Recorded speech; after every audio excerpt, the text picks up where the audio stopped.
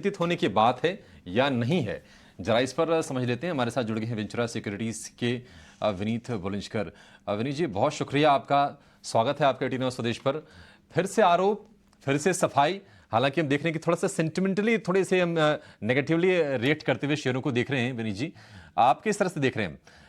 Adani group ने तो कहा कोई दम नहीं है, और सच बात यही है। हम भी उस चीज को एसेस करने समझने की कोशिश कर भी रहे हैं। कुछ भी नया नहीं है। इसकी जांच पहले हो चुकी है, कुछ निकला नहीं, और फिर से अब उसी उन्हीं आरोपों को नए सिरे से सामने रखा गया है। क्या कहना चाहेंगे आप इस पर?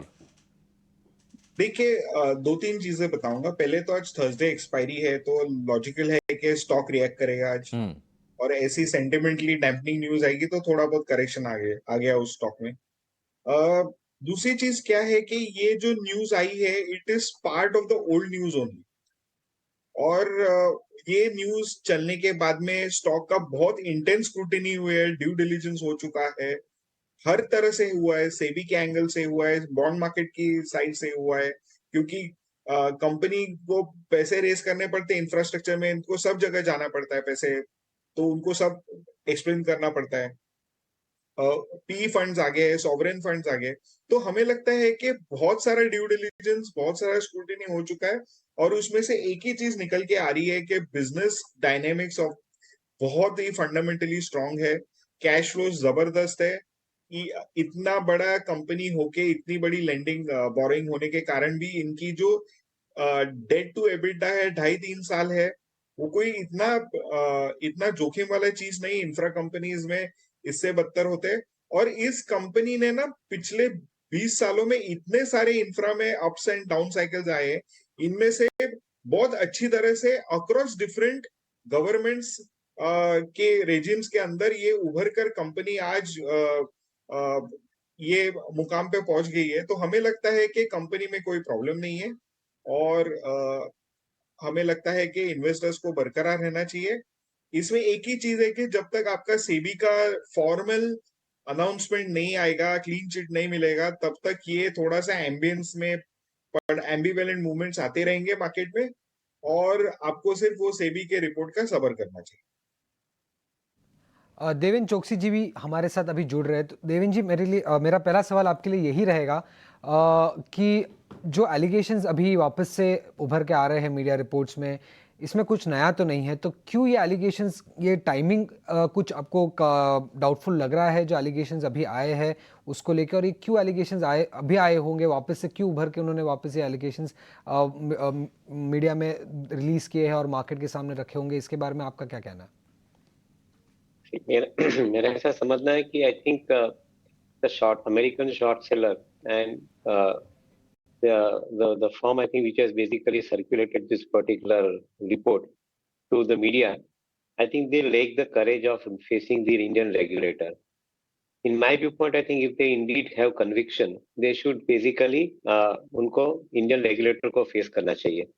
क्योंकि आप मीडिया के साथ प्रॉक्सी खेल के क्या प्रूव कर रहे हैं वो सबको पता है। मार्केट पार्टिसिपेंट्स के लिए इतना डिफिकल्ट नहीं है समझना कि आप मीडिया का यूज करके आप अपने खुद के एडवांटेज के लिए आप मार्केट को मैनिपुलेट कर रहे हो। अगर आपके पास सही में कोई सब्सटेंस है तो why not, I think you come down to Indian regulator. Why don't you, I think, operate in Indian market. तो इंडिया मार्केट के अंदर आपको शॉर्ट सेल करना है तो डेरिवेटिव मार्केट अवेलेबल है, यहाँ पे करिए शॉर्ट सेल।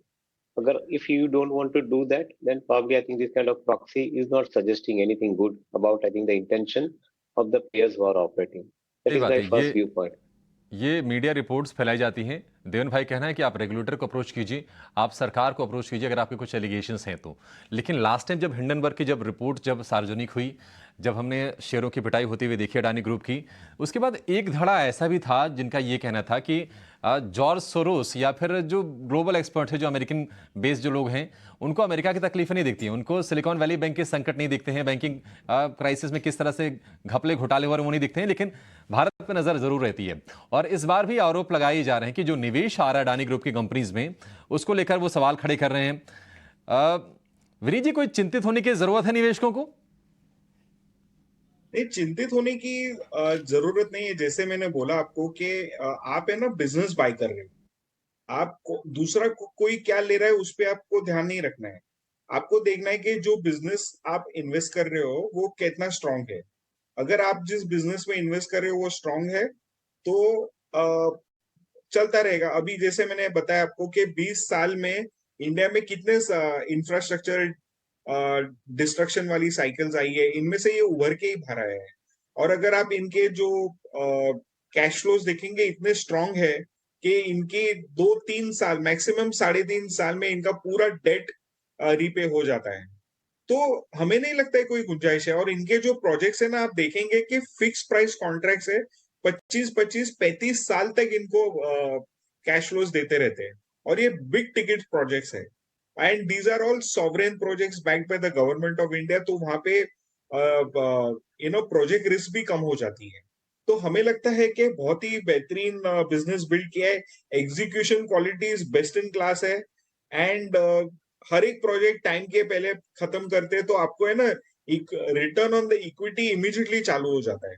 तो हमें लगता है कि ये सारी चीजें बुनियाद में रखेंगे आप तो आपको समझ में आएगा कि ये कंपनी कोई ऑर्डिनरी ग्रुप नहीं है।